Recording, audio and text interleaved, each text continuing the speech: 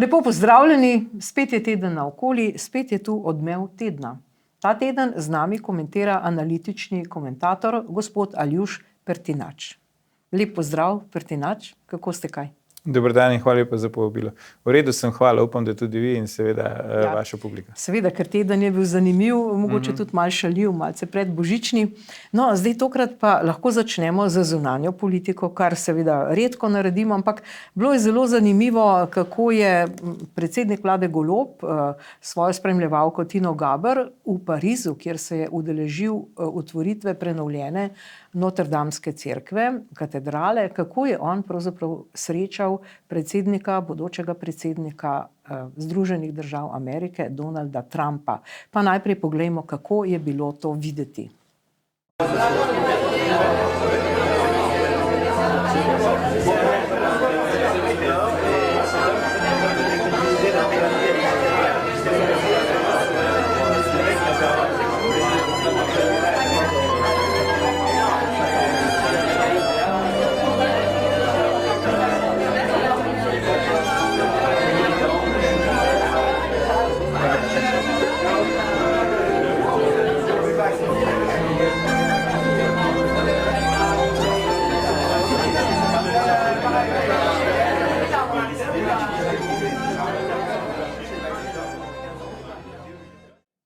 Torej, pokazali smo cel posnetek in še enkrat bomo pokazali posnetek, zato da bomo malce komentirali. Za začetek, mediji v Sloveniji, ki so zelo naklonjeni predsedniku vlade, so to prikazali kot, da se je pravzaprav dr. Golob srečal tam z Donaldom Trumpom, da je bilo to načrtovano.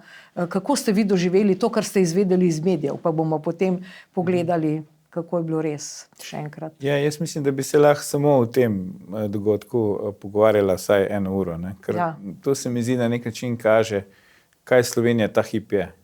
In je to neka podoba vladavine. Mislim, da zdaj že kar lahko rečemo Robertine, ne? Se pravi tega vladajočega para, doktorja Roberta Goloba, ki je neka formalna pač politična persona, ne? Je šel na volitve, dobil volitve, postal predsednik vlade. In njegove spremljevalke, ki pa ni nikakršna politična persona, ampak vidimo, da funkcionira, se obnaša pač politično in nekako fingira sicer za naše, bi rekel, dosedanje izkušnje, za naš politični sistem, ne, tudi našo politično prakso popolnoma neprecedenčno, ampak vendarle. Ja, mediji v Sloveniji seveda pač so odraz tega, kakšna družba smo in kakšno pač politiko imamo in skladno s tem so provladni mediji, ne, tudi poročali o tem dogodku, ne. Skratka, poskušali so prikazati to kot enega največjih, če ne največji uspeh, mednarodni uspeh Slovenije, ne, v zgodovini samostojnosti naše države. Ampak jasno je vsem bilo že od vsega začetka, da temu ni tako, ne. Opozoril bi tu samo še na eno stvar in sicer predsednik vlade dr. Robert Golob je imel idealno priložnost, da pa se v resnici sreča z bodočim novim starim predsednikom ZDA in v kratkem seveda preko tega tudi najvplivnejšim človekom na svetu ponovno, ko je bil na obisku v ZDA in mu je pač gospod Trump ponudil termin za srečanje na 4 oči. Ne? Predsednik vlade Golob se žal zato takrat ni odločil. Pojasnilo, ki so ga dali iz vladnih krogov, zakaj do tega srečanja ni prišlo, ne, je v bistvu, bi rekel, ne vem, kak izraz bi uporabil, no, ampak na ravni 5-letnih otrok, skratka, ker bi letalske karte bojda dražje bile, če bi prestavili potem vrniti v domovino. Ne.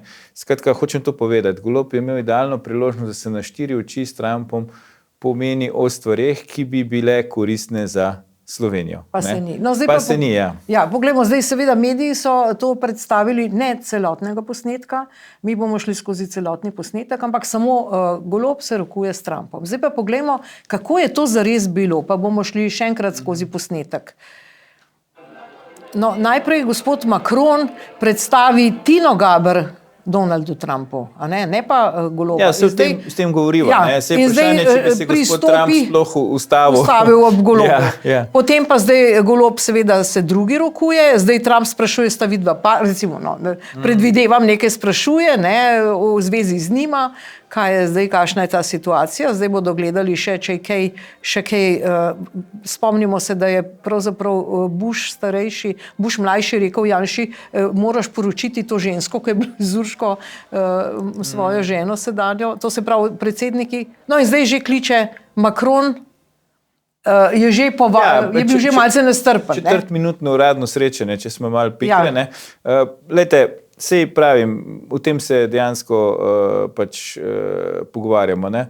Namesto, da bi se predsednik vlade Golob srečal na štiri oči s Trumpom, ker bi imela dosti časa, da bi si kaj pametnega pomenila in da bi popravili tisto našo napako iz prvega Trumpovega predsedniškega mandata, ko smo imeli zelo slabe odnose, po naši krivdi, po krivdi Donalda Trumpa, se za to ni odločil. Zdaj uradno pojasnila sva prej rekla, kaj je bilo. Jaz mislim, da se je ustrašil. Ker dejansko on ne ve, kaj bi se s Trumpom na štiri oči pogovarjal, razen takole, kot smo zdaj videli. Se pravi, da ga nekje na hodniku začopati, po domače rečeno, še to preko svoje partnerke, francoski predsednik, s katerim sta bojda prijatelja, mu pri tem asistira. Včasih bivše skupne države smo rekli, to je klasična sačekuša. Če to prevedemo zdaj v moderno slovenščino, nek atentat v narekovajih iz zasede, ampak veste, tudi z recimo superzvezdnikom slovenske in svetovne košarke Luko Dončićem se je predsednik vlade Golob srečal na podoben način. Luka Dončić je hodil po tunelu do dvorane, kjer bo igral tekmo in tam ga je zaskočil Robert Golob, spet v spremstvu svoje partnerke. Zato sem prej rekel, da ona dva figurirata kot nek par. Ker očitno brez nje se ne more niti rokovati s Trumpom. Jaz razumem, da je očitno hotel izkoristiti to priložnost, da se rokuje s Trumpom za ta nek fototermin in s tem pokaže, kak velik Jack je on, ki se lahko srečuje s Trumpom. Ampak zakaj je rabo tu zraven recimo Tino Gaber? Zakaj je rabo Macron najprej predstaviti Tino Gaber Donaldu Trumpu, potem pa Roberta Goloba. Zakaj je Tina Gaber potem, ko je če je bila predstavljena in so izrekli nekaj vljudnostnih fraz, sodelovala v tem četrtminutnem pogovoru še naprej aktivno. A veste, to daje neko sliko, da kdo je tu najpomembnejši. To je prvo. In drugo, daje neko sliko o tem, kako samozavesten je dejansko predsednik vlade. Ker če bi mi njega gledali recimo po nastopih pri nas v državnem zboru ali pa na tiskovnih konferencah, rad daje vtis nekega zelo samozavestnega, dostikrat celo preveč in vehementnega politika. Ampak tam, ko pa je res, bi rekel, med sebi enakimi oziroma med tistimi, ki so še mnogo više po položaju od njega, pa vidimo njegovo dejansko težo, vidimo kakšno prezenco ima, vidimo na kak način se obnaša.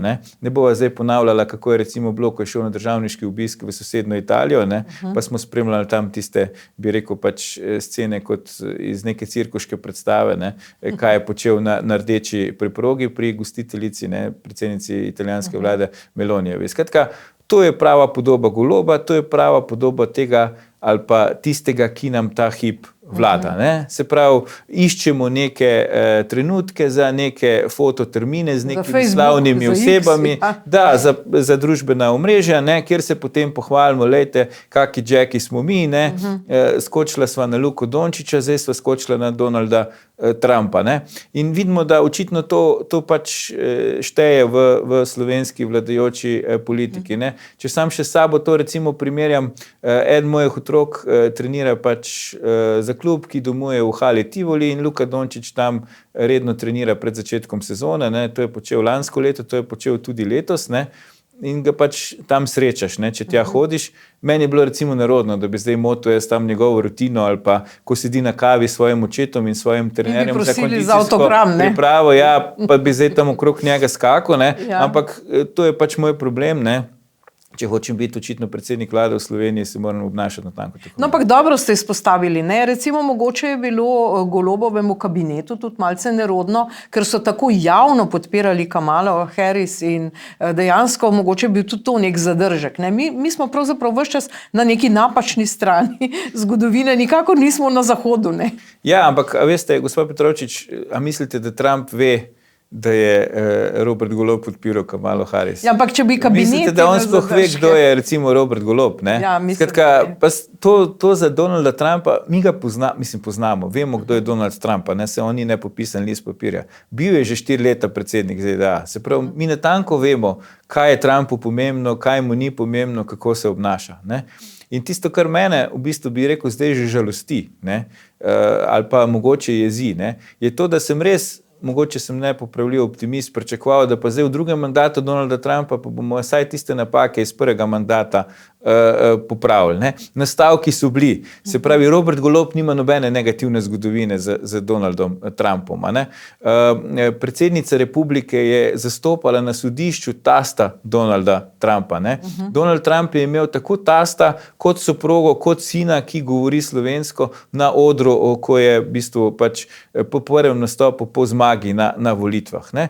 In kaj se zgodi? Predsednica republike, ki je prva bojda dobila vabilo, da se udeleži te slavnostne otvoritve Notre Dame, se ni z pojasnilom, da ima druge obveznosti. In potem gremo pogledati na spletno stran predsednice republike, kaj so te druge obveznosti. In ne boste verjeli. To soboto, ko se je ta zaseda potem zgodila, ne, v zasedbi Robertine na mesto predsednice republike, bi se morala udeležiti zgolj podelitve odlikovanj 36. generaciji slovenskih častnikov Slovenske vojske. To je bilo to. In v ponedeljek je imela pa napisano na koledarju, da se bo udeležila 30-letnice Računskega sodišča. To so te obveznosti, ki so njej preprečile, recimo, da gre v Pariz. Ne? Potem sta šla pač Robertina in kako se je to potem razpletlo, lahko vidimo na posnetkih. A veste, ta majhnost najvišjih predstavnikov slovenske države, ne? Ta popolna nesposobnost, da če že ne dojamejo v bistvu tega, kaj bi morali narediti za državo, da bi saj dojeli, da pač na funkciji, na kateri so, se ne morejo obnašati kot neke privatne osebe, kot nekdo z ceste, to me res žalosti, oziroma, kot sem rekel, skoraj že jezi. No, in ta majhnost slovenske države se kaže tudi pri teh ruskih vohunih, obeh tej družinici. Lepi, ki je bila v Ljubljani vrsto let, zdaj so bili ta teden odlikovani strani predsednika Putina in seveda je zdaj Ana Dulcev, to se pravi gospa, začela javno nastopati, v redu, to je zelo propagandno, ampak ona je zdaj govorila tudi, da je bila v Sloveniji tarča pritiskov, izsiljevanj, groženj, o odvzemu otrok in tako naprej, kar je pravzaprav razumljivo, če sta bila vohuna, ne. Ampak zdaj seveda Miro Cerar, doktor Miro Cerar, ki je bil nekdanji predsednik vlade, je to ocenil kot slabo za našo diplomacijo in da bi se mi morali odzvati. Poglejmo, kaj je povedal. To je pravzaprav izraz nekakšnega nespoštovanja do naše države. Če torej nagradiš vohuna, ki je vohunil v Sloveniji, to je žaljivo, to je celo sovražno dejanje zoper državo.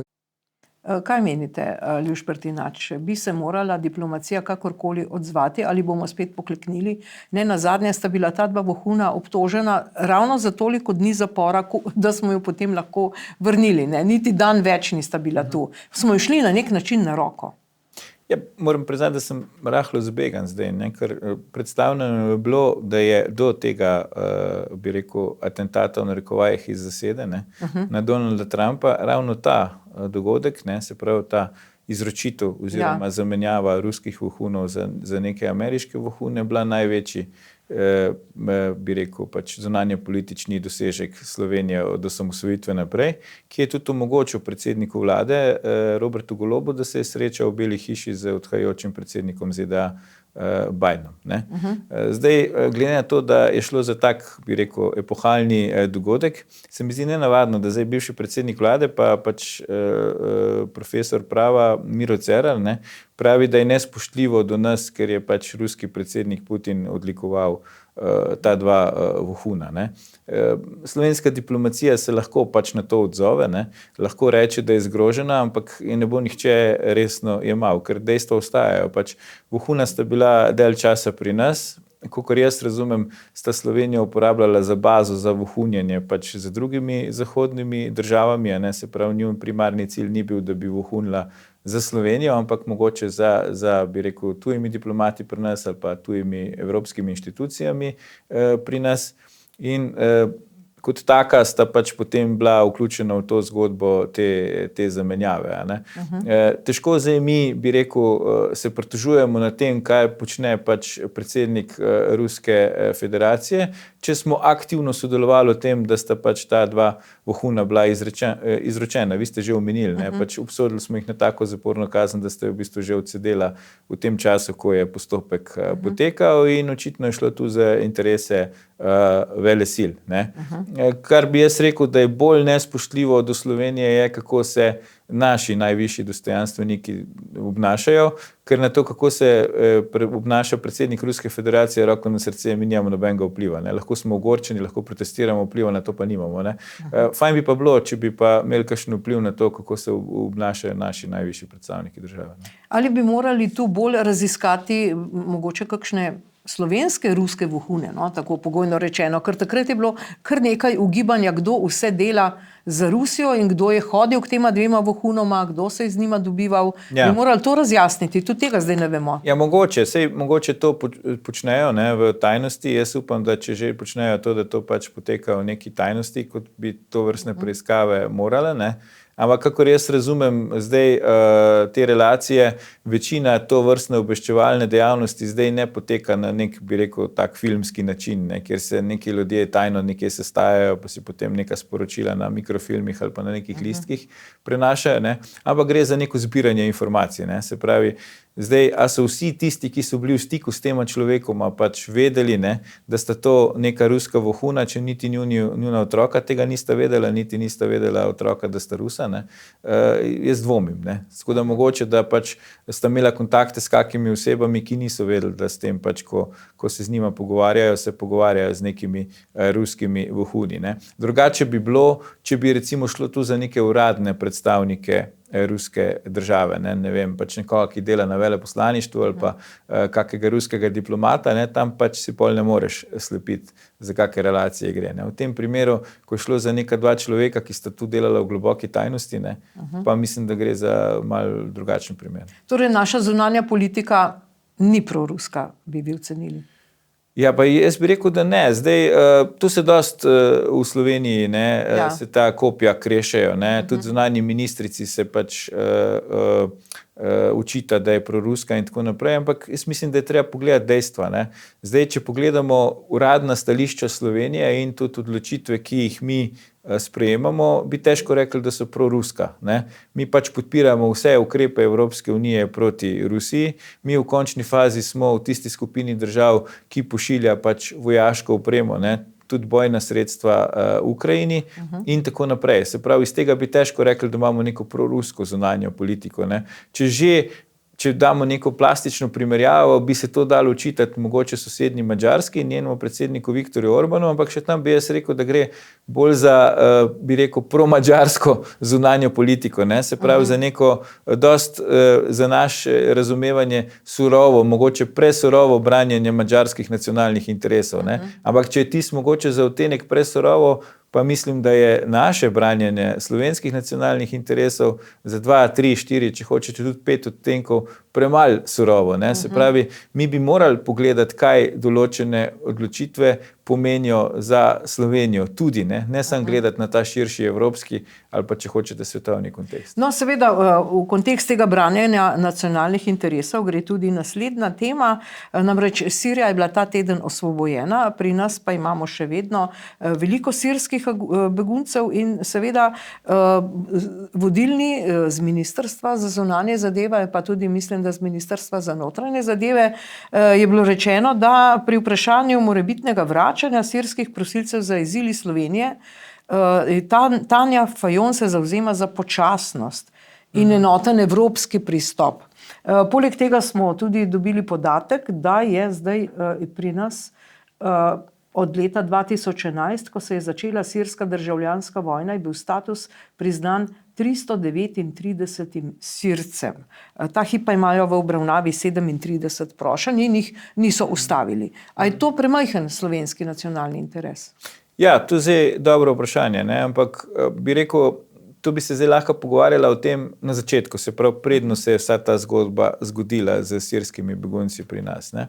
Zdaj pri zatečenem stanju, da ne bomo vedno samo kritična, ne, do najvišjih predstavnikov slovenske države, jaz moram reči, da se mi zdi kar smotrno to stališče, ki ga je dala zunanja ministrica. Ne. Se pravi, enoten evropski pristop, pa da svetuje pač počasnost. Ne. Mogoče počasnost ni najboljša beseda. Jaz bi uporabil recimo izraz previdnost. Zakaj? Vidimo, da osvoboditev, ne, je zelo taka relativna stvar. Ne. Imamo v slovenski zgodovini tudi izkušnjo, ne, ko je po osvoboditvi prišlo do najhujših, bi rekel, pač in kršitev človekovih pravic in tudi zelo velikega števila smrti, govorimo o povojnih pobojih. Ne. Zdaj v Siriji se nekaj podobnega pač tudi dogaja. Ne. Ta osvoboditev je prinesla tudi, bi rekel, nekaj gorja, ne samo osvoboditve. Ne. Kar pa zadeva sirske begunce, se jaz bolj kot teh, ki so že toliko časa pri nas, ne, bojim tistih, ki bi utegnili zdaj priti, ne, ker en izmed, bi rekel, posledic te osvoboditve Sirije je tudi ta, da so novi, pač, da je nova oblast v Siriji, ne, te pač skupine, ki so zdaj prevzeli oblast. Nagnala nove.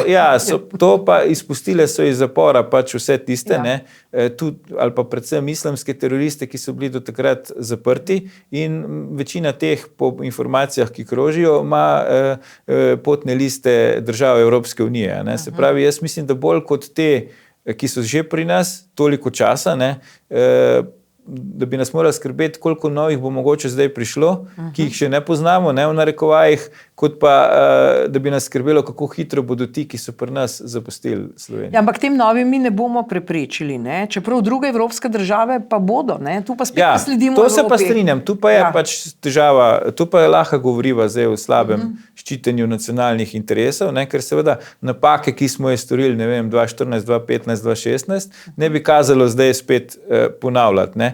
V razmerah, ki so podobne, kot so bile takrat in so spet zelo nestabilne, ne? Vidimo, da imamo zelo veliko oboroženih konfliktov, ta hip regijskih po svetu, ne, katerih namen, to je jasno, ni sam to, ne, da se vojskujejo tisti, ki se tam dejansko vojskujejo, ampak imajo neke posledice tudi za Evropo, recimo za globalni svet, ne, in Slovenija bi tu morala biti bolj previdna, kot je bila mogoče takrat. Ja. No, ta teden smo bili priča tudi, bom tako rekla, pogojno nekemu gledališču absurda v državnem zboru in v teh komisijah. Poglejmo najprej, kako je poslanka Lena Grgurevič komunicirala s poslanci. Pa vi zdaj berete tu vaše čtivo. Ne, to ni moje čtivo. To je raziskava, ki je pokazala, da je bilo zoper mene napisanih. Ne bom vam dovolila, ker to pa res v dveh medijih. Poglajen, spet lažete. Pa vi lažete. Kaj lažem? Pa vi lažete sedaj svojim volivcem. Ne, premijer je dejal ravno drugače. Lažete. Podpojvik, samo malo takšnih insinuacij, pa a ste smešni, lepo vas prosim. Dajte se vzdržati. Nadaljujte. Tega vam ne dovolim, takšne razprave. Kakšne razprave? Sedaj vam izrekam opomin. Poglejte si magnetogram iz leta 2019. In vam bom izrekla še en opomin, če boste kršili kakršnokoli. Nadaljujte. Pa ste vi normalni? Zdaj spet govorimo ali pa govorite z enakim besednjakom. Kot da ne bi imeli demokracije, kjer nihče ni nad kritiko. Glejte, ko se je na teh ulicah grozilo za smrtjo 100 000, ulica ni bila problem.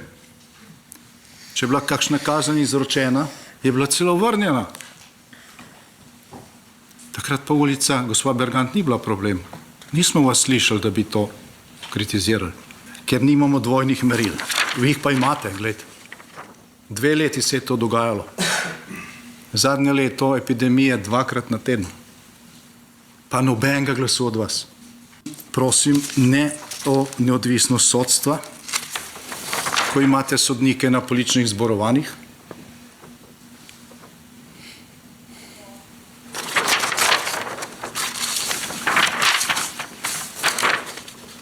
Sodnik, ki se upa soditi po vesti, konča takole, dajte, v Lisicah. Zdaj zadnje 2 dni odmeva neka sodba vodilnih v neki banki, to je Probanka. To je banka, ki se je rekli tajkunska banka, kjer je bilo oškodovanje za blizu pol milijarde. Samo malo prosim, kolega Janša, zdaj ste že, današnja tema je problematika napadov na sodstvo. Polnimo še vedno bančno luknjo, pri tej konkretni banki tam blizu 0,5 milijarde, odgovorni so pa dobili družbeno koristno delo. Da ni hujše stvari, ki bi krnila ugled sodstva kot take sodbe. Lahko je super sposoben politik, pa ne bo uspel nikogar nagovoriti na slabo mnenje o neki instituciji, ki dela dobro. Torej, kar nekaj zanimivih momentov je bilo tu, ne? Zdaj te opomini, mogoče so gospe zgrešile poklic, to je bilo bolj šolska stvar, ne? Opomini pa graje, pa poravnatelju. Mislim, tole je res neverjetno, da v parlamentu ne moramo pustiti nekih poslancev, da bi nekaj povedali in tudi ne nazadnje, seveda kot novinarka vse življenje, ne? Zelo pazim, da nikomur ne rečem, da laže, ampak mogoče ni povedal resnice. A ne? Uporabljamo bolj uljuden jezik, bolj tak neutralen, bi človek rekel. Kako je to mogoče, da v parlamentu tak primitivizem? Ja, v bistvu se vedno vračamo na isto stvar. Ne? To je pač ljudje, ki se ne znajo obnašati na položaju, na funkciji oziroma v okolju, v katerem so. Ne? In to je spet en tak primer. A veste, če vi dobite v politiko ljudi, ne? Ki so tja prišli, bom zelo plastičen, samo zato, ker so slučajno bili na listi recimo Gibanja Svoboda ali pa kjer je druge stranke v nekem določenem volilnem okraju, kjer je ta stranka dobila pač tako veliko število glasov, da je bila ta oseba izvoljena v parlament, ne? Ki se nikoli v življenju niso prej ukvarjali s politiko, ki sploh ne razumejo, kaj politika je, ne? Da je to pač že od stare Grčije naprej pač javni prostor, ne? Kjer se soočajo mnenja, kjer se pač sprejemajo odločitve in kjer se morajo slišati vsa mnenja, ne? Naša predstava o politiki, zdaj ta vladajoča predstava o politiki posebej, je pa ta, ne, da pač edino pravo mnenje je moje mnenje, ne, in to je tudi edino zveličavno. In vsako drugo mnenje je škodljivo, je nevarno in ga je treba utišati, ne. In pač gospa poslanka se na tak način obnaša, ne. Njej je nekdo dal oblast, dal je oblast, da vodi pač neko delovno telo državnega zbora, ne, in ona to zdaj oblast razume kot absolutno. Se pravi, zdaj bom pa jaz iz tega mesta se obnašala točno tako, kot bi se doma na kavču v svoji dnevni sobi, ne, kjer sem jaz kraljica. Se pravi, bo vse po mojem. In tako si predstavlja zdaj delo tega delovnega telesa, ne. In ta način dialoga, ki ga ima s poslanci, ne, se pravi, da jih obtožuje, da lažejo, da jih sprašuje, če so normalni in tako naprej. A veste, to je pod vsakim nivojem. Ni ona tam zato. Pa zdaj ne govorim o tem, iz kere stranke je. Tudi če bi bila obratna situacija, ni važno, ne. Naš problem je, da iz kjerekoli stranke osebe na tak način se obnašajo v državnem zboru, ne. Ni ona tam zato, da bo zdaj pač presojala normalnost, ne, svojih kolegov poslancev. Ona je tam zato, da pač vodi sejo, ne. In mora biti v tem vodenju seje nepristranska. Ampak gospa Petrovčič, če imamo mi predsednico državnega zbora, ki zdaj že kmalu bo že v 3 letih, ni še ugotovila, ne? Bivša sodnica, se pravi, tu pa ne moramo govoriti pač o neki, ne vem, lastnici kafiča, ki je postala ministrica za kmetijstvo, ki tudi tak primer imamo, ne? Ampak bivša sodnica, ne? Izobražena oseba na nek način, še v 3 letih ni ugotovila, da njena naloga na položaju predsednice državnega zbora ni, da je nek bič, a veste, ki biča opozicijo in zagotavlja, da njena svoboda, ne, na čelu z Robertino čim bolj komot vlada, ne, ampak je njena pač vloga, da poskrbi, da bo zakonodajna veja oblasti normalno funkcionirala in da poskrbi, da druge 2 veje oblasti, se pravi izvršilna pa sodna, ne, ker to načelo delitve oblasti imamo pri nas v Sloveniji, saj formalno, in te veje se med sabo morajo pač tudi nadzirati, da ne bosta pretirano posegala, ne, posebej izvršilna v njeno delo. Ona še v 3 letih tega ni ugotovila. In ona misli, da je ona tam zato, ker je ona Urška, ker je fejst, ker jo imajo vsi radi, ne, ker rada poje, ne, ker rada boksa v parlamentu, ker piše knjige, zdaj je začela prepričevati celo z globino svojega dekolteja, pa je žalostno, da se morava v takih stvareh pogovarjati, pogovarjati v zvezi z po ustavi drugo najpomembnejšo političarko v državi, ampak se pač morava, ker to ona je. In tako se ona tudi na tej funkciji obnaša, kot bi bila v nekem resničnostnem šovu. In misli, da tu gre za neko tekmovanje v popularnosti, ne, kjer bomo pol ljudje glasovali, a se nam bolj dopade, ne, če sem zdaj zelo piker ali pa ciničen, kravata Janeza Janše ali pa globina njenega dekolteja. Ampak, a veste, ne gre za to. Ne gre za to, ne. To, kar pa mi zdaj gledamo, je pa ta neka zgrešena, dosti profana predstava o tem, kaj politika je. In to dela dolgoročno škodo Sloveniji, ker ona, kot sem že rekel, je druga najpomembnejša predstavnica Slovenije in seveda tujina nas gleda skozi njo. Tujina nas gleda skozi Robertino, tujina nas gleda skozi predsednico republike Natašo Pirc Musar. Ja. Tako nas svet dojema. Ne? No, ampak glejte, ne, zdaj ste omenili 3 gospe. Ne? Recimo, torej, čeprav razumem, Lena Grgurevič, pa seveda gospa Urška Klakočar Zupančič, pa tudi Nataša Pirc Musar, to so vse pravnice. Ne? Ja. Človek, ko gleda to obnašanje, se pravzaprav ustraši, da bi sploh kakšen postopek na sodišču začel, ker si misliš, če je tole po televiziji, kaj šele je na sodišču? No, vidite, to bi morali vprašati profesorja Mire Cerarja, ne? Ja. Če smo zdaj spet zelo cinični ali pa pikre, ne? Kaj učijo na pravni fakulteti, ne? Ker zakaj recimo pravno fakulteto skrbi slovenska zunanja politika, ne? Saj za zunanjo politiko imamo zdaj, ne, druge fakultete recimo, ki bi lahko to komentirale, ne? Zakaj recimo pravniki se ne opredelijo do tega, kar počnejo recimo pač predstavniki njihovi stroke v politiki. Ne? Tu smo pa tiho, a veste, naj vsak pomete pred lastnim pragom. Ne? Jaz moram reči, da kot politolog po izobrazbi, ne, me tudi moti, da zdaj vsak se spozna recimo na mednarodno politiko ali pa na politiko nasploh. Medtem ko v pravu recimo lahko kaj rečejo samo pravniki, pa še tisti ne vsi, ne? Ampak samo tisti, ki so kot taki pripoznani. Ne? Ampak zdaj vidimo, kaj pomeni pravo. Ne? Vi ste prej rekli, pravna država v Sloveniji, ne? Načelo enakosti pred zakonom. Lepo vas prosim. Ne? To je podobno kot recimo, če greva za hipec nazaj na šport, ne? Rokomet. Ne? V rokometu je prepovedano vlečenje za dres, pa kjerokoli rokometno tekmo boste pogledali, se kar naprej vlečejo za dres, pa to ni sankcionirano. Ne? Podobno je z enakostjo pred zakonom v Sloveniji. Ja. Mi vsak dan dobimo dokaze, da ta enakost je mrtva črka na papirju. Ne? Da pravica ni slepa zato, da bo pravično razsodila, ampak je pravica slepa zato, da ne vidi, kaj je pravično, ne? In mi sodimo po pravu. Se to je prva stvar, ki ti jo povejo na pravni fakulteti, ne? Da se ne sodi po načelu pravičnosti, ampak se sodi po pravu. Ne? No, a veste, v politiki, ne, je pa treba tudi razumeti, zakaj v politiki gre. Ne? In ni dosti, da je nekdo pač pravnik po izobrazbi, ne, in pride tja in se pol tam obnaša kot nek cirkusant. Ja, ampak glejte, seveda, ne, Janez Janša opozarja na to dvojno moralo, na to dvojnost in dejansko se človek vpraša, kaj pa, če se res nekdo, ki zagovarja Janeza Janšo, znajde pred tako sodnico. Se to te lahko strah? Kaj se potem zgodi? Ja, absolutno. Pa ni treba, gospa Petrovčič, da zagovarja Janeza Janšo. Ja.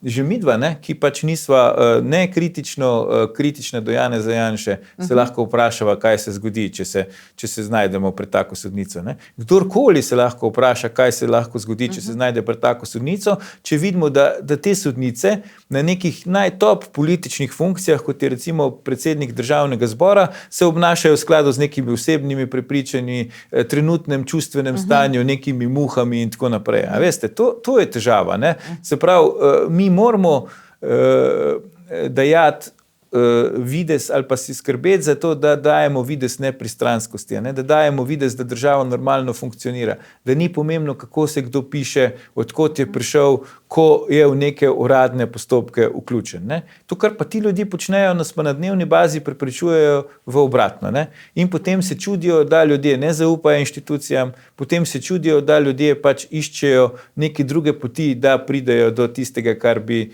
želeli doseči. Ne? Se to je logično. Če država ne funkcionira, pa nekaj nujno rabiš, se boš pač obrnil na tistega, ki ti to lahko zagotovi. Ne?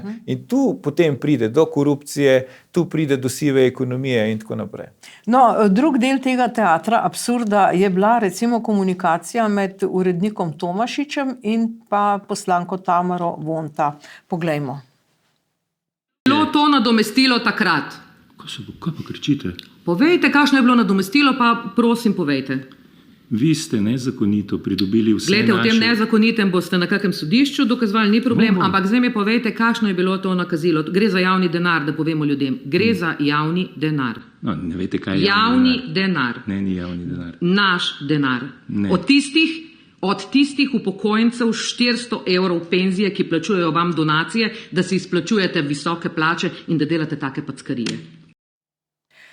Dobro, zdaj mislim, da je neka pokojnina javni denar, da je moja pokojnina javni denar, prvič slišim.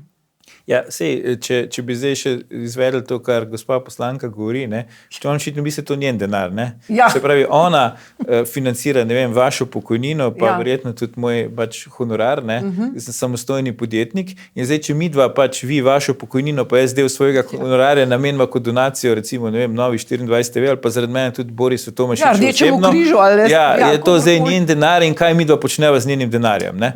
To sicer je bizarno, to, kar zdaj govorim, ampak to je logika razmišljanja, ki je tu zadnji. A veste, ampak to je spet ta na glavo obrjena, ne? Kot Alica v čudežni deželi situacija, ki mi imamo. Ne? Se pravi, mi imamo v parlamentu preiskovalne komisije, da preiskujejo pač opozicijske medije, ali pa če hočete neodvisne medije, ali pa če hočete medije, ki niso prijazni do aktualne oblasti. Ne? Se to je skregano z vsako logiko. Ampak so prejšnjič govorili, da imamo tudi preiskovalno komisijo, ki je bila ustanovljena zato, da pač upraviči predsednika vlade vseh sumov, da je kdaj zlorabil policijo, ki jo tudi ustanavljajo vladajoči. Ne?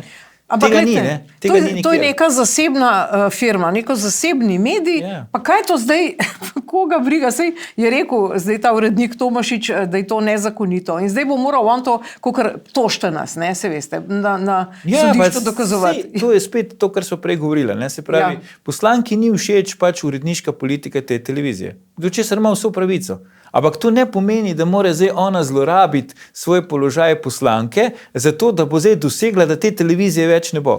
Ker to je očitno cilj. Doseči, da te televizije več ne bo, ali pa jo prikrajšati za vse finančne vire, ki jih ima, ali pa celo za tiste, ki ona misli, da jih ima, pa se pol izkaže, da jih nima, ampak boljše, da smo zihar, pa še te preprečimo, ker jih sploh ni, zato ker je pač ni všeč kakšna uredniška politika Nove 24 TV. Če meni ni všeč uredniška politika Nove 24 TV, pač ne gledam. Ne? Ja, seveda. Če upokojenci želijo dajati donacije Novi 24 TV, zato da gledajo pač Novo 24 TV, je pa hvala Bogu. A nismo zato šli v samosvojitev, a nismo zato šli v sistem pač parlamentarne demokracije, ne? Kjer vsak lahko živi skladno s svojim prepričanjem, če se drži pač pravnega reda in nekih splošno sprejetih norm, ki pri nas veljajo. Ne? Zdaj pa, da ti misliš, da boš pa zdaj tu kot neka inkvizicija novodobna tle zasliševal neke pač urednike nekih medijev in jih pribijal na križ, samo zato, ker ti ni všeč, kako oni poročajo. Ne? Sam še to bi povedal, ko sem prej omenil, da je odvetnica, sedaj predsednica republike, ne, zastopala tasta novopečenega predsednika ZDA Trumpa na našem sodišču. Ne? Sodo je pa v tem primeru gospod Radonjić, namreč njen tast, Trumpov tast, se pravi oče soproge Melanie Knaus, ne, oziroma Melanie Trump, je tožil pač enega novinarja pri nas, ne, Bojana Požara, pač lastnika spletnega portala, ker mu ni bilo všeč, kaj je pač ta o njem napisal. Ne. In zastopala ga je Nataša Pirc-Musar, spet pravna strokovnjakinja, dolgoletna odvetnica in tako naprej, zdaj predsednica republike. Ne. In sodnik Radonjić je pač gospodu Knausu, ki je bil, mislim, da na eni prvih obravnav tam, lepo povedal, rekel gospod Knaus, če se vi ne strinjate s tem, kaj nekdo napiše o vas, to še ni kaznivo dejanje. Ne? Se pravi, vi ne morete nekoga kazensko preganjati zaradi njegovega mnenja. Ne?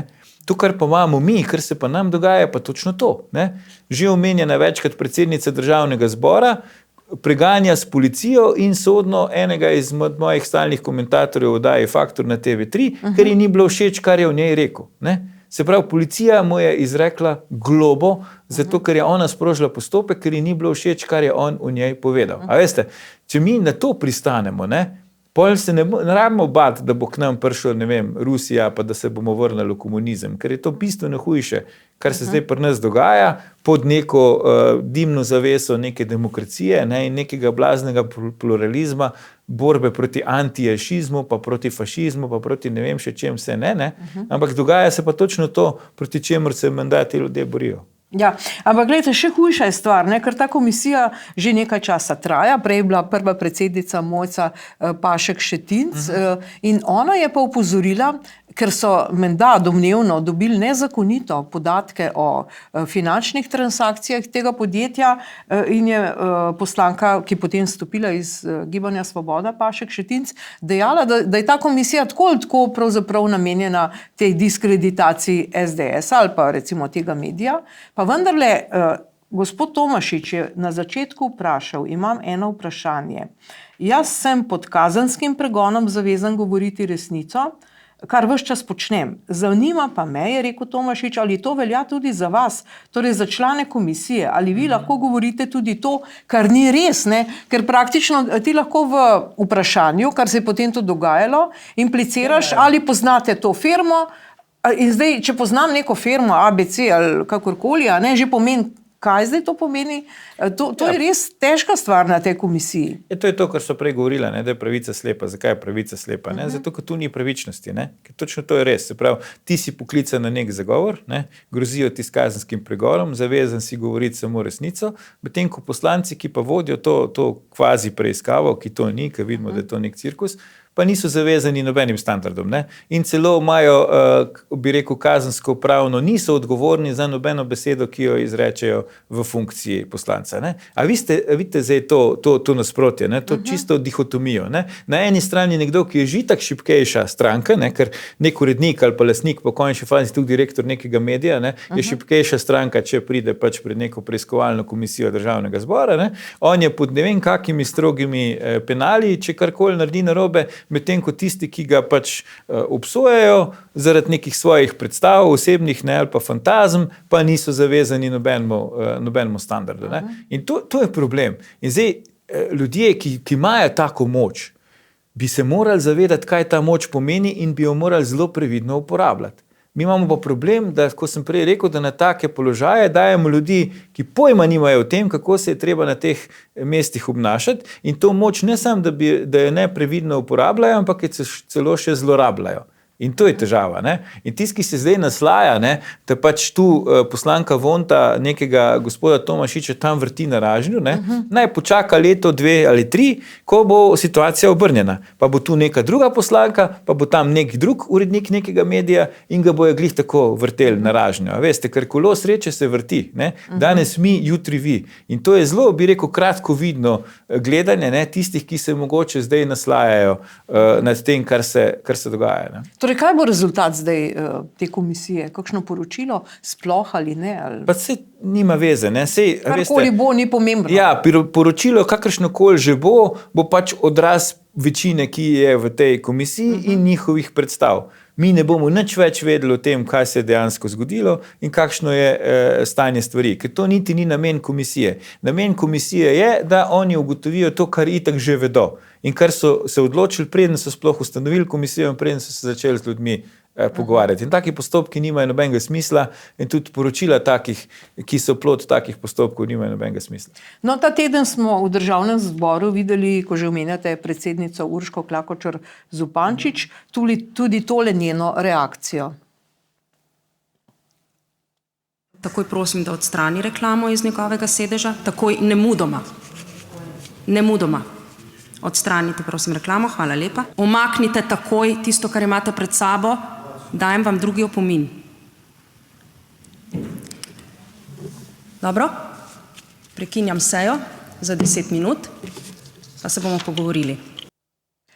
Pa dobro. Dobro, da smo vsaj videli, kaj je ta reklama. Kaj je ta reklama, je bila knjiga Budnica od Janeza Janše, poslanec Hojvik, torej kaj je zdaj? Ne smem? Ja, to je nelojalna konkurenca za predsednico Državnega zbora, ker je tudi ta sama avtorica knjig. Ne? In zdaj ona to vidi kot nelojalno konkurenco, da poslanci berejo druge knjige, ne samo njenih, in si celo drznejo pač si te knjige prinesti s sabo na sejo in jih tam, ne vem, demonstrativno pač držati v rokah ali karkoli. Pa celo poklonili so. Ja.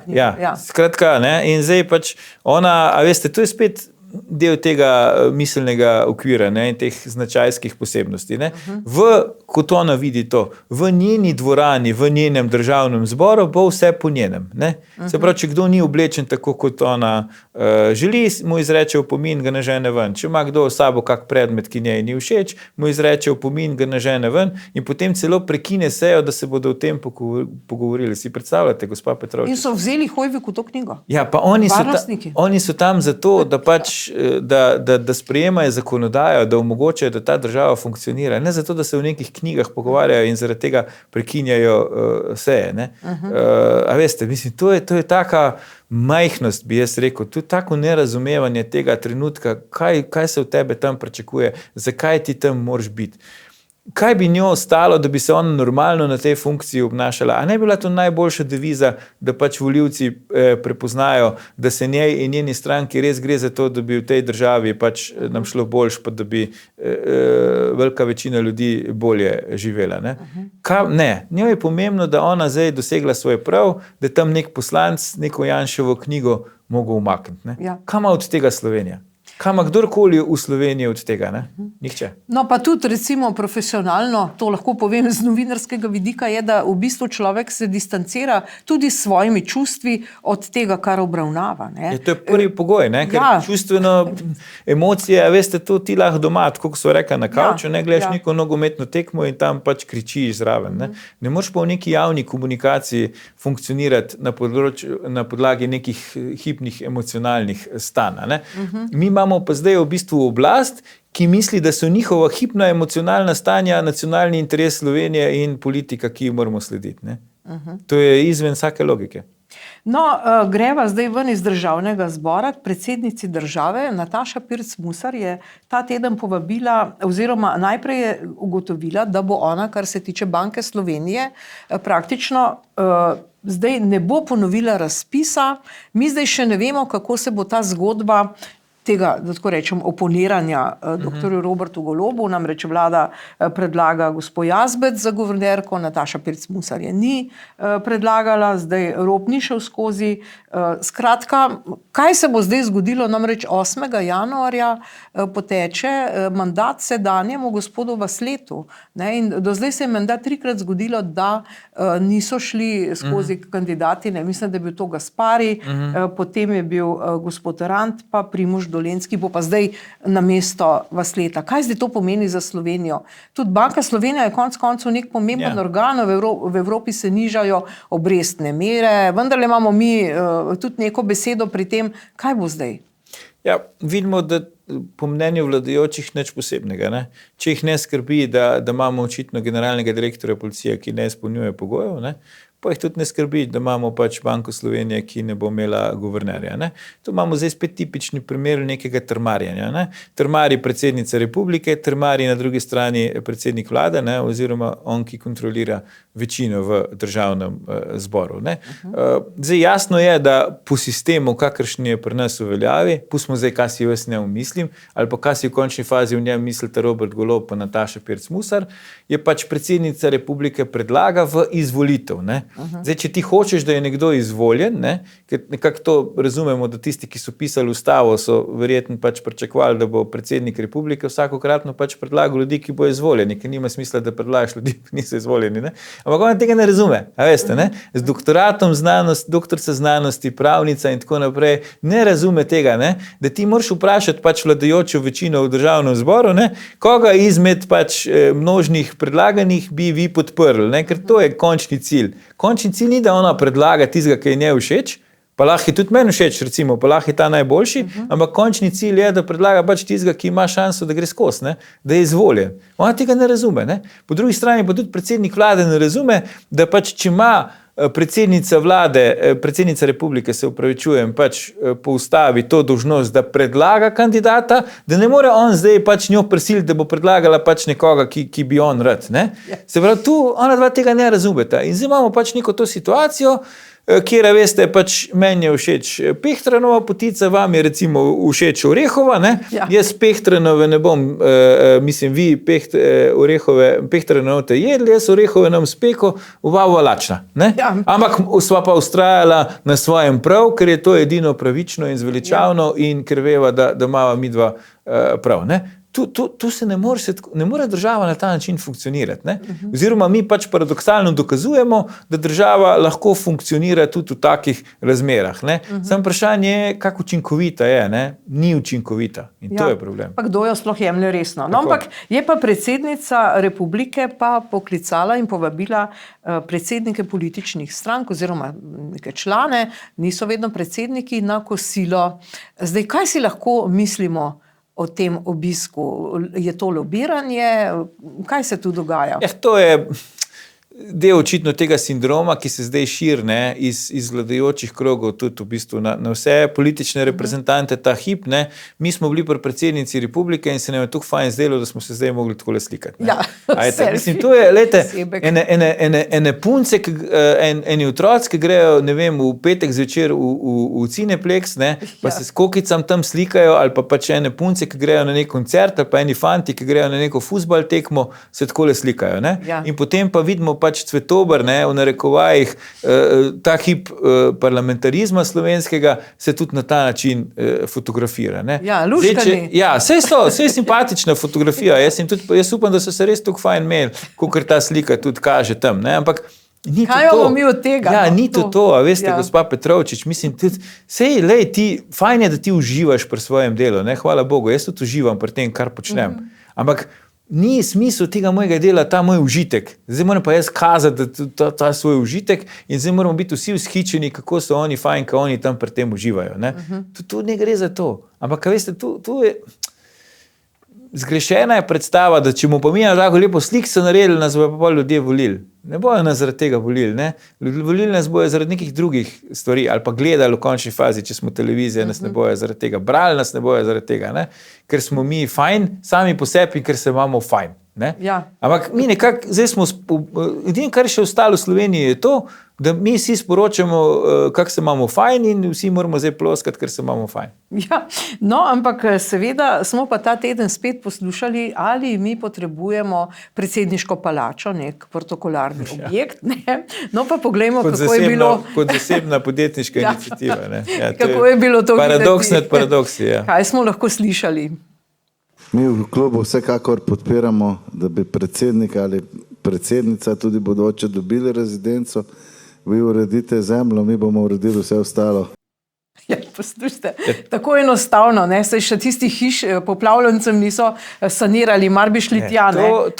To Sloveniji manjka. Ne? Sloveniji manjka po mnenju kluba podjetnikov, pa me mrazi, da moram to reči. Edino, kar oni vidijo, da je problem v Sloveniji, je očitno to, da Slovenija nima predsedniške rezidence. Ne? In to bi zdaj oni naredili. Oni bi za to dali denar, država naj da sam zemljo, oni jo bojo pa zgradili. Ne? Komunalno opremljeno zemljo, ja, da se razume. Tako, ja. Ampak zakaj, recimo, ne? Gospa Petrovčič, zakaj? Ne? Če že imajo denar, ki ga pač lahko trosijo za take neumnosti, naj ga trosijo za kaj, v česar bojo imeli kaj ljudje. A ne? Jasno je, da neke države z 200-letno tradicijo imajo pač predsedniške rezidence. Ne? Jasno je tudi, da so te nastale prej, ne? Takrat, ko je to bilo pomembno, zato da si ti pokazal, da si država.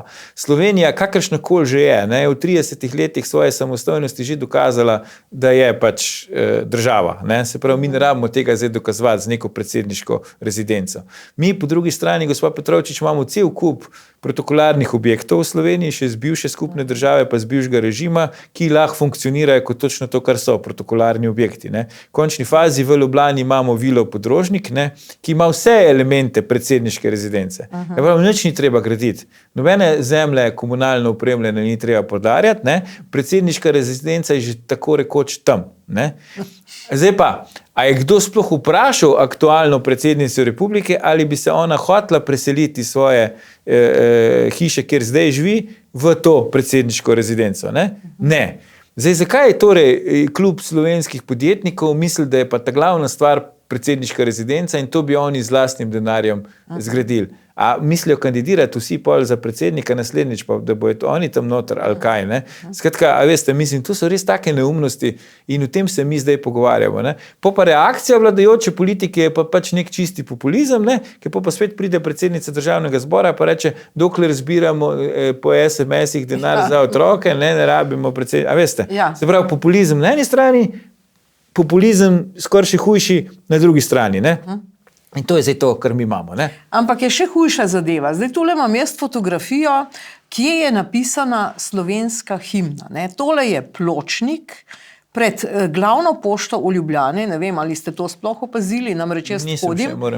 Ja, lejte, ljudje hodijo mimo. Mi tacamo po himni, cigaretni ogorki so, kuža, pomoči tole, žvečilni gumi so tam. Nihče od teh velikih dušebrižnikov se ne, pa tamle recimo taktilne oznake tam zgoraj se vidi, da so se zarezale v to himno, torej nihče se ne spotakne ob to. Dokler imamo mi slovensko himno napisano na tleh, na pločniku pred glavno pošto, in dokler ta oseba, ki je to naredila, ni sankcionirana, potem mi ne rabimo nobene rezidence. Najprej, mislim, pred sankcijo bi jaz skoraj svetoval medicinsko obravnavo, ne, ker je treba resno se pogovoriti o duševnem stanju tistega, ko pride na tako pametno idejo, ne.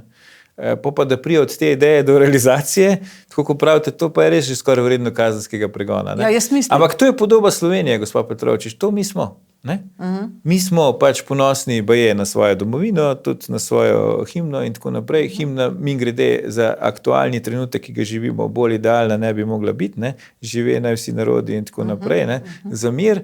Ampak, kaj veste, to je vse pač veter v prazno, ne? To je pesek v oči, ker iskreno smo pa mi taki, kot je podoba pač te himne. A ne? Se pravi, mi se do tega obnašamo kot svinja, da ne rečem do česa. Ne? Natanko tako. No pa še ta faksimile nesrečni so vzeli, ko je Prešeren sam sebe cenzuriral, ko ga je Miklošič toliko kritiziral in je potem to prečrtal.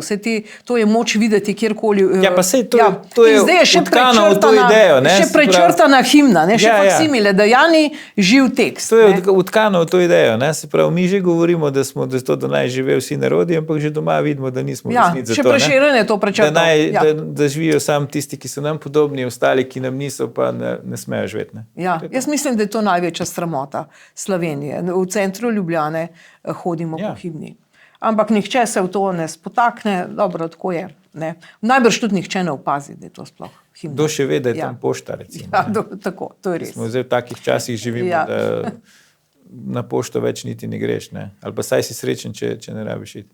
No, kar se tiče dvojne morale, zdaj ta teden je zagledal luč sveta in luč dneva tudi tale novi zakon o zdravstvenem varstvu. Zdaj smo končno zvedeli, da v bistvu ne bo tako močne razmejitve med javnim in zasebnim, da bodo vendarle lahko tudi ti zdravniki, ki delajo v javnem sektorju, pogojno delali tudi nekje drugje. Zdaj na nek način je nastala neka zmešnjava oziroma drugi iz javnega sektorja jih bodo morali zaposliti in če mene vprašate, tako finančno gledano, mislim, da bo edini rezultat ta, da bomo dobili več davkov v proračun, ne, iz teh zaposlitev. Ja, sej verjetno je to tudi osnovni cilj, ne, ker vidimo, kako država troši, kako nam minister za finance razlaga, da sploh ni problem, če se zadolžujemo, da če poraba raste in da je to vse normalno. Pol jasno, da ta denar od nekje mora priti. Ampak to je podobna zgodba kot recimo z omrežnino. Ne? Mi smo se vsi 2 leti pripravljali na to tako in drugače, da nova omrežnina bo, pa nove omrežnine ni bilo. Ne? Jaz smo se 1 leto pripravljali na to neko strogo omejitev javnega pa zasebnega v zdravstvu, zdaj tega ne bo. Ne? A veste, zakaj je to potrebno? Ne? Zakaj je recimo potrebno 1 leto pač dvigovati prah, strašiti ljudi, netiti neke konflikte, v končni fazi povzročiti večno trajajočo zdravniško stavko za brez veze.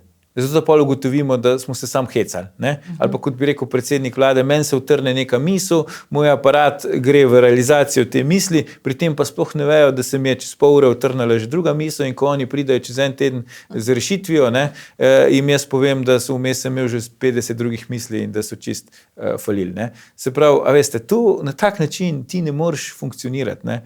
In to je problem slovenske družbe. Ne? In namesto, da bi se mi ukvarjali s temi težavami, ne, se se moramo pol ukvarjati s tem pač nekim fotografijam nekih poslancev, pa nekim eskapadam neke predsednice državnega zbora, pa nekim sačekušam tam vladajočega para, pač bodočega predsednika ZDA. Ne? Mi se moramo s tem ukvarjati, namesto da bi se ukvarjali pa z nekimi resnimi stvarmi. No, ampak seveda, da ni zdaj stvar tako resna, kot je bila zamišljena, so ugotovili tudi bivši somišljeniki, recimo Glas ljudstva, gospod Jenull, gospa Pašek Šetinc pa Kordiš, predvsem Šetinc Pašek in Kordiš bosta zdaj pa vložila svoj zakon, ne, kjer bodo pa res zahtevali razmejitev med javnim in zasebnim in celo predvidevajo, da bi vsak plačeval glede na svoj dohodek. Zdaj bomo že za dolgotrajno oskrbo od 1. julija, zdaj bi še glede na višino penzije in plače, pri čemer nihče ne dobi praktično nič danes v tem zdravstvu, ne? More še privatno. Zakaj bi se tu ustavili? Zakaj ne bi tudi kruha recimo v pekarno, ko gremo, plačevali glede na svoj dohodek? Ne? A veste, ali pa ne vem, česarkoli drugega, ne? Goriva, ki ga točimo v naše avtomobile. Ne? To je neka logika, ki je skregana pač z vsako logiko. Ne? In ja, to je to. Zdaj, ker je zakon premalo revolucionaren, bomo pa mi vložili še bolj revolucionarnega, ne? In bomo s tem povzročili kaj revolucijo. Ne? Ja se sploh ne zavedajo, da hvala Bogu, ne, da so te, ki so predlagali prejšnji zakon, mislim, ta obstoječ, ugotovili, da saj 5% od 10 so ga malo popravili, da ni čisto nor. Prišli k pameti. Ja, prišli k pameti, ne, hvala Bogu, ne, jih je srečala pamet, ampak zdaj pa mi v bistvu vračamo to zgodbo, ne, in rečemo, ne, mi hočemo biti 100% nori, ne samo 90% in bomo šli nazaj na uno varianto, ali pa bomo dali še 20% zraven, dobre vage, ne, da bo 120%, da tudi če zgrešimo malo, bomo še zmerom 100% pokriti. Ne. Ja, socializma ni več, ne? Kakorkoli obračamo. To je hujše, gospa Petrovčič, kot socializem, ker če bi se socializmu tako obnašal, mi ne bi nikoli prišli do tega, da bi se lahko osamosvojili leta 91, ker že ne bi bilo več, ker bi to bi že prej eksplodiralo, ko pa takrat, ko je. Ne? In to je res fascinantno, da zdaj mislijo pa, da v 21. stoletju se da na tak način urejati stvari. Ne? Dobro, zdaj končamo seveda v Celju. Tam je bil zdaj spet ponovno zbor podpornikov Janeza Janše, ker se jim je pač se gospodu Janši in ostalim udeležencem se je ta sodba nadaljevala. Pa poglejmo najprej, kaj je povedal Janez Janša. Danes mi tukaj ne protestiramo proti, ampak protestiramo za neodvisno sodstvo. Hočemo Slovenijo, za kakršno smo glasovali na plebiscitu. To je res, ne? Mi praktično danes, kam smo prišli po teh 33 letih in pol, a smo to želeli, da imamo tako dvojna merila? Ja, želeli tega gotovo nismo. Ne? Tudi vprašanje, kdo si je to takrat predstavljal. Ne? Ampak izgleda, da je to neka logična posledica, ker vidimo, da to tako ni samo pri nas, tako je praktično povsod. Ne? Se pravi, pač v bistvu zdaj ta neka mogoče tudi idealistična predstava, ki smo jo imeli takrat ob osamosvajanju, ne? Se pravi, da bo pač vsak človek štel in da bo vsak človek štel enakovredno, pa to vidimo zdaj, da to ni res. Ne? Zdaj moramo pa vedeti, ne, ni se treba tu slepiti. Eno je pač proces sodni proti Janezu Janši, ki je očitno politično motiviran, ne, saj če poslušaš druge, ki so neka kolateralna škoda, ne, ta nesrečen gospod, ki je pač to parcelo prodajal, ne, je že ena taka kolateralna škoda, ne, ki pač nekdo misli, da je prepocen prodal, ne, to je spet neka, veste, vrednostna sodba, ne, se pravi, jaz nekomu nekaj prodam ali pa v končni fazi podarim, ne, so spet pri tistem, ne, zakaj upokojenci, ki imajo 400 evrov penzije, daje donacije, ne vem, Janezu Janši pa Novi 24 TV. In je to zdaj kaznivo dejanje, ne, ker se meni zdi, da oni nimajo tega denarja ali pa da so preveč dali, ne. Skratka, tisti, ki so kolateralna škoda, pač po moje upravičeno mislijo, da je to nek politični proces, lovno čarovnice, ampak moramo ta proces vseeno ločiti od tega, kar se dogaja pred sodiščem. Ne. To, kar se dogaja pred sodiščem, pa je del dejansko političnega procesa, ne, in ga jaz vidim predvsem kot nek poskus, da Janez Janša to mobilizacijo teh starejšega dela volilnega telesa, ne, ki jo že nekaj časa Pavel Rupar kot predsednik stranke Glas upokojencev mobilizira, ne, in tudi redno na teh shodih svojih v Ljubljani, pa zdaj je bil eden v Mariboru, pač zbira, da nekako to nazaj k sebi, bi rekel, vzame. Ne? In to mu je očitno dobro uspelo, ne? Ker vidimo zdaj tu podobno mobilizacijo, ne? Pri teh romanjih v Celje, z avtobusi, ne? Vidimo, ljudje grejo, so pač slengovsko rečeno naspidirani in tako naprej. In tu jaz vidim, da je pač nek poskus Janša, da si zagotovi, da ta del volilnega telesa mu ne bi ušel. Ne? Tako da bi jaz to ločil od tega, kar se dogaja na sodišču. Ne? Zdaj pa, zakaj pa jaz ne simpatiziram zdaj s sodiščem? Ja, zato ne, ker tako sem rekel, ker če se v sodišču dogaja cirkus, potem ima sodišče najmanj pravice, da se pritožijo na tem, da se cirkus dogaja tudi pred sodiščem. Ne? Ker najprej se cirkus ne sme dogajati v sodišču, potem se pa mi lahko pogovarjamo o tem, ali se pred sodiščem dogaja nek cirkus ali pa ne. No, ampak ta cirkus pred sodiščem, tokrat ni bilo nekega gospoda v kavbojkah, puloverju s pištolo za pasom, ne? Mogoče so se mečkano prišli k sebi? Ali... Ja, jaz bi upal, da ja, ne? Ampak, a veste, če imate vi nezakonitega direktorja policije, ki je nezakonit zato, ker ne izpolnjuje pogojev, se pravi, o čem se mi pogovarjamo, ne? A res ne znamo najti direktorja policije, ki bi izpolnjeval pogojev, ne? Sej pač država sama določi pogoje, ne? Ki jih mora direktor izpolnjevati. Pa se ti mora to nekje poznati, ne? In jasno, da se ti to pozna potem na pregonu najhujših kaznivih dejanj, jasno, da se ti to pozna potem na policistih v civilu, ne, ki nosijo službeno orožje v odprtem toku za pasom, med razgreto množico ljudi, ne, kjer lahko vsak hip mu nekdo potegne pač tisto službeno orožje ven in ustreli. Ne. Jaz verjamem, da ta policist ne bi streljal, ne. Ampak kdo pa lahko zagotovi, da nihče od tam prisotnih recimo ne bi streljal. Ne. Se pravi, tu se pač ne dela in hvala Bogu, da zdaj tega ni bilo. Srečo mogoče imamo tudi, ne, da TV Slovenija ni rabila nekaj snemati v Celjskem muzeju, pa zato ni šla z avtom. A veste, se bizarno sliši to, kar se pogovarjamo, ampak mi smo zdaj na tej točki, ne, kjer moramo imeti srečo, zato da se nam ne dogajajo, bi rekel, neke resni problemi. Ne. No, seveda, torej v tej zgodbi gre za to, da očitajo oškodovanje nekega podjetja Imos in seveda ta nekdanji direktor Branko Kastelic, ki je med glavnimi obtoženimi, je pa takole povedal o tej tožbi na televiziji Planet. Kako pa ves proces, ki se pa zdaj vleče že skoraj 12 let, odkar vas je prvič obiskala policija, kako je to vplivalo na vas, na vašo družino, na vaše zdravje?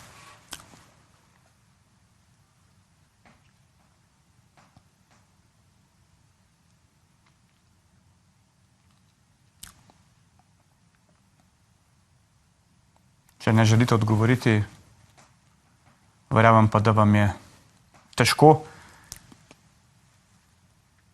Pa vendarle, gospod Kastelic, se vam zdi, da ste, ne vem, žrtev nekega poskusa političnega obračuna v tej državi?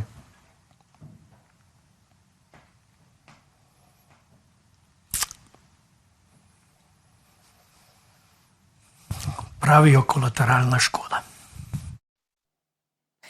Težko gledati, ne? 12 let mrcvarijo te ljudi. Ja. Pa veste, kaj je za mene osebno najhujše, ne? Koliko med nami zdaj, ne? Vsi smo pač Slovenci ali pa prebivalci te države, koliko med nami bi ob ogledu pač posnetka tega nesrečnega človeka reklo, da je to, bi rekel, ne samo pravična, ampak tudi zaslužena kazen, ker je pač prodal neko parcelo Janezu Janši. On jo je kupil strani Imosa. Mislim pač, kupil parcelo od Janeza Janše. Samo ker jo je kupil od Janeza Janše, a ne? Ja, to ne. To je tisto, kar je meni grozljivo, ne? Ali pa če bi zdaj tu obrnili situacijo, pa ne bi bil Janez Janša, pa bi bil nek drug politik, ne?